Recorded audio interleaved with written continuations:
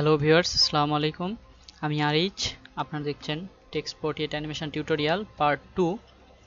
এই পার্টে আপনাদের দেখাবো অ্যাডোবি ইলাস্ট্রেটরে এই অবজেক্টগুলা কিভাবে আফটার ইফেক্টে নিয়ে অ্যানিমেট করা যায়।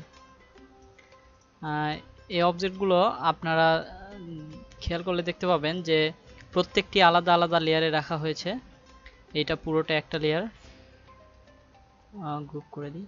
ওকে, এটা পুরোটা একটা লেয়ার, এইটা একটা লেয়ার, এইটা একটা লেয়ার এবং এইটা একটা লেয়ার। চারটা লেয়ারে আমি চারটা অবজেক্ট বানিয়েছি। ওকে, আমি এটাকে সেভ করব।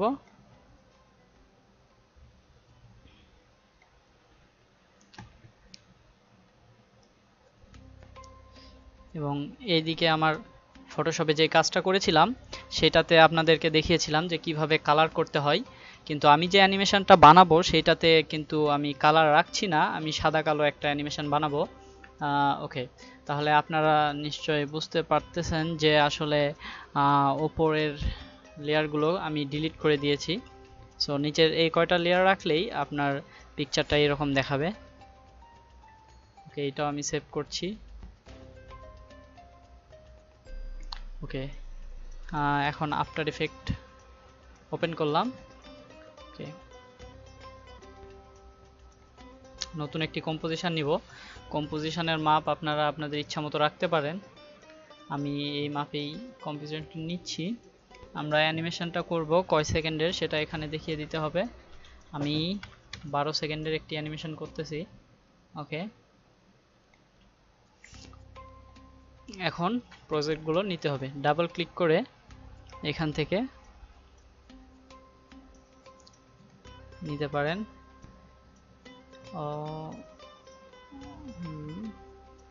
এইটা ওকে, আপনার যেগুলোতে কাজ করেছিলেন সেগুলো নেবেন এবং এখানে অবশ্যই কম্পোজিশন সিলেক্ট করবেন। এখানে ফুটেজ ছিল, এখানে কম্পোজিশন করবেন। ওকে, ইম্পোর্ট। ওকে, প্রথমে আমি মেসির ছবিটিতে কাজ করব।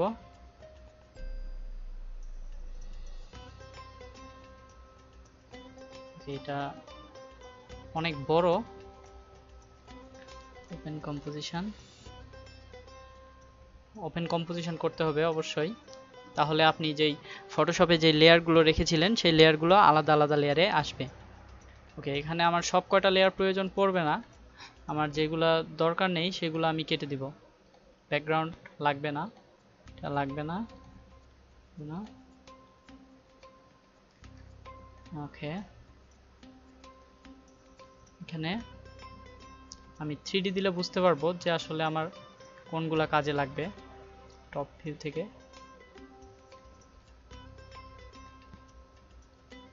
আসলে কি আমি আগে দেখি। ওকে,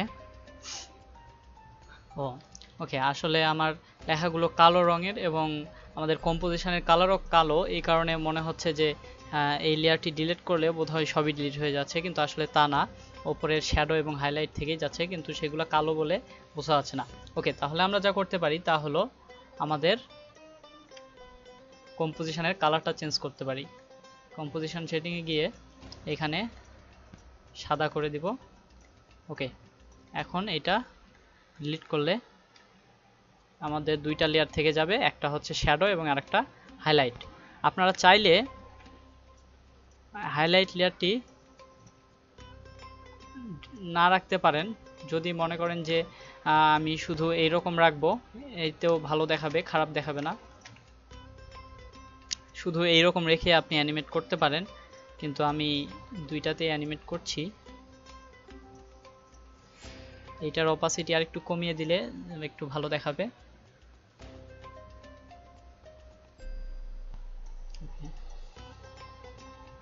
এখন যা করতে হবে তা হলো এই দুইটি লেয়ারকে প্রি কম্পোজিশন করব, তাহলে দুইটি লেয়ার একটিতে চলে আসবে।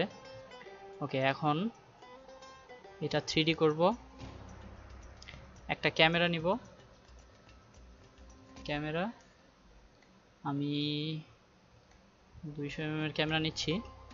ওকে, এখন টপ ভিউয়ে যাই, ক্যামেরাটি পজিশন মতো সেট করা আছে।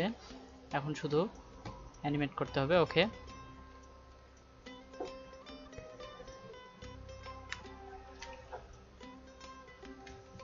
ফ্রি কন্ডিশন, এটাকে ডুপ্লিকেট করব আমাদের ইচ্ছা মতো, যে কয়টি কপি নিব আমরা ইচ্ছা মতো করতে পারি। আমি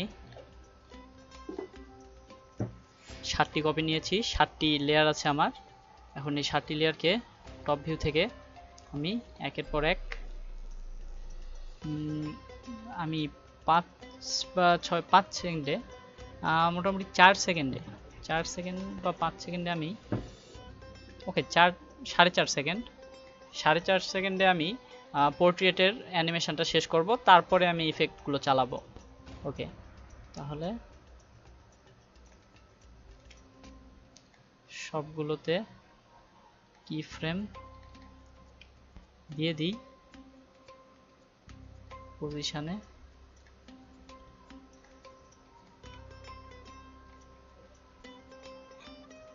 দেখবেন যে একটিতে কি ফ্রেম দিয়ে দেওয়ার সাথে সাথে সবগুলোতে কিন্তু অটোমেটিক্যালি কি ফ্রেম পড়ে গেছে, কারণ সবগুলো একই সাথে শেয়ার করা ছিল। এইখানে যেহেতু আমার সব এসে এক হবে, এখন আমরা প্রথমে যাই যে প্রথমে কি অবস্থায় থাকবে কোনটা। এখন আলাদা আলাদাভাবে এক একটা এক এক পজিশনে আমি সেট করছি।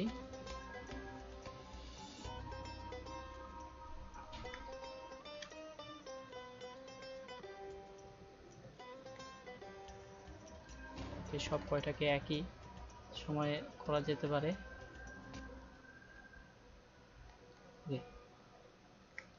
এখন দেখুন যে প্লে করলে কি হয়।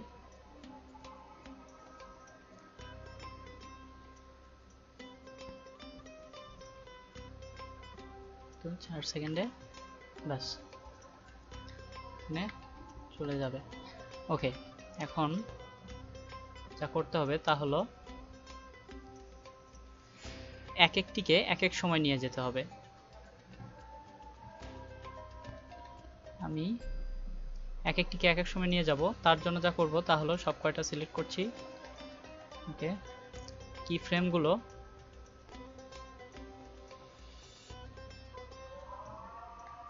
একটু সিকোয়েন্স নিয়ে আসবো এক একটা এক এক সময়ে।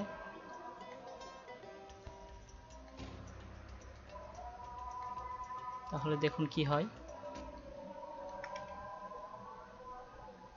একটা কিন্তু এক এক সময় যাবে।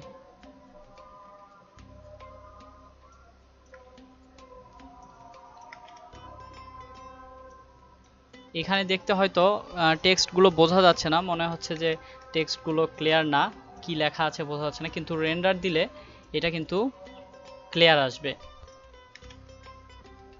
এখানে জিনিসটা ক্লিয়ার দেখা যাচ্ছে না, রেন্ডার দিলে ঠিকই ক্লিয়ার আসবে।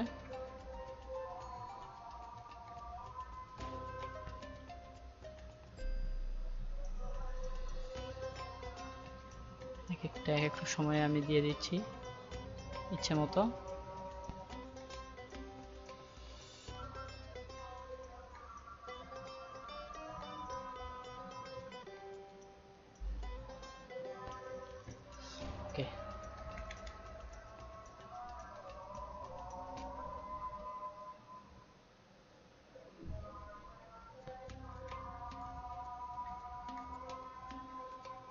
ওকে, আমাদের পোর্ট্রেটের কাজ শেষ। আমরা চাইলে কিন্তু এটাকে এইভাবে না করে আরেকভাবেও করতে পারি, সেটা একটু কঠিন, কিন্তু তারপরে আমি আপনাদের দেখাচ্ছি, যদি আপনাদের মন চায় তাহলে আপনারা এটা করতে পারেন, তবে এটা সহজ পদ্ধতি ছিল। ওকে, আরেকটা পদ্ধতি হলো যে সবগুলোকে আগে এটা সেভ করে নিই, কারণ আমি যেহেতু এইটাই মেইন প্রজেক্ট হিসেবে রাখছি। ওকে, সেভ অ্যাস, এটা আলাদা একটা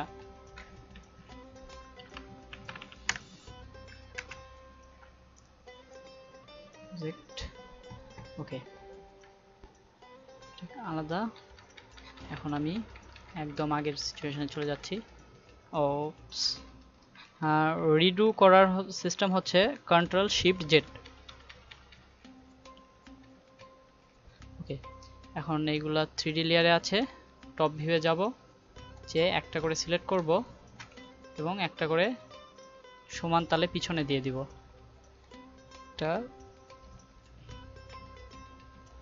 একটা কি ফ্রেমগুলা আউট করে দিব, আগে সব কয়টা সিকোয়েন্সে নিয়ে আসি। ওকে, এখন কি ফ্রেমগুলো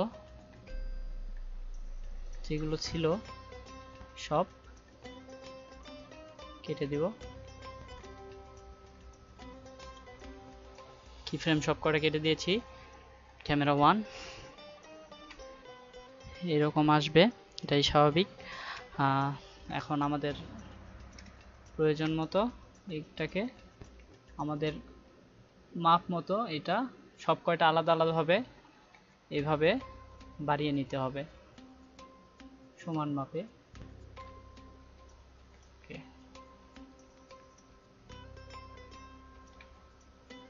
কারণ যেহেতু কোনোটা কাছে আছে এবং কোনোটা দূরে আছে, পার্সপেক্টিভের কারণে এগুলাকে বিভিন্ন রকম দেখাচ্ছে, যে এটা দূরে আছে সেটাকে ছোট দেখাচ্ছে এবং যেটা কাছে আছে সেটাকে বড় দেখাচ্ছে। তাই পিছনের গুলোকে আমি সমান তালে বড় করে দিচ্ছি, তাহলে আর ওই রকম দেখাবে না। এখন অনেকটাই আগের মতো দেখাচ্ছে, কিন্তু তবুও সব কয়টা যদি সমান মাপে করতে পারি তাহলে আরো ক্লিয়ার দেখাবে। হয়তো আমার অতটা সমান হয় নাই। ওকে, এখন আমরা এর ভিতর দিয়ে ক্যামেরা নিয়ে আসব। টপ ভিউয়ে গেলাম, ক্যামেরা সিলেক্ট করলাম। ক্যামেরাটা প্রথমে একদম 4.5 সেকেন্ড এইখানে থাকবে, যেহেতু এখানে আগে কি ফ্রেম দিয়ে নিই। ওকে, এখন এইটাকে টানতে পারি, এটা অনেকটা সহজ হবে। এখন দেখি কেমন দেখা যাচ্ছে। ও ওকে, আগে আমার এইটা এখানে নেওয়া উচিত ছিল। ওকে, লেফট ভিউ থেকে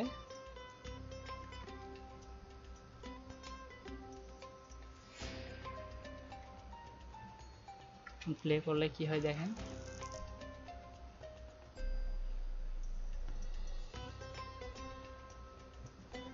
ও, পিছনেরটা তো আমি বড় করি নাই, ওই তখন মেবি প্রবলেমটা হয়েছে। ওকে, ঠিক করে নিচ্ছি। টপ ভিউ একদম শেষেরটা, ক্যামেরা 1। এখন আগেরগুলোর মতন ওই মাপে আমি এটাকেও। ওকে, এখন দেখুন কেমন দেখা যায়। লেখাগুলোর ভিতর দিয়ে ক্যামেরা চলে আসছে। আর আগেরটা ছিল যে ক্যামেরা স্থির ছিল, যে লেখাগুলো ক্যামেরার ভিতর দিয়ে গিয়ে এক হয়েছিল।